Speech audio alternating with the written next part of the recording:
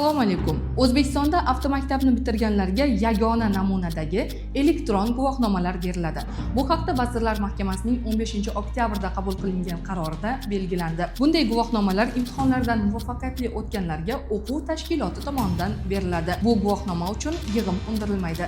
Bilasizmi, O'zbekistonda har bir daqiqada 2 nafar chaqaloq dunyoga keladi.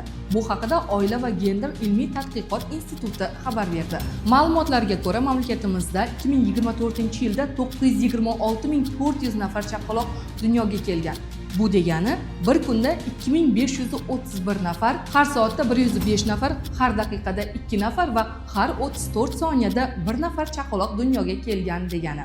Eslatib o'tamiz, joriy yilning avgust oyining oxirlariga kelib O'zbekiston aholisi 38 million nafardan oshgan edi. Qo'ng'irot emas, qo'ng'irot, asaka emas, asaka, borsa kelmas emas, borsa kelmas.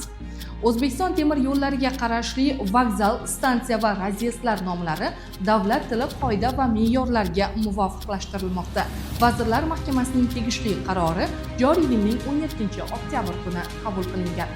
Nomi davlat tili me'yorlariga moslashtiriladigan obyektlar ro'yxatiga Qoraqalpog'iston Respublikasi, Toshkent shahri va viloyatlaridagi jami 320 ta vokzal, stansiya va razyezdlar kiritilgan.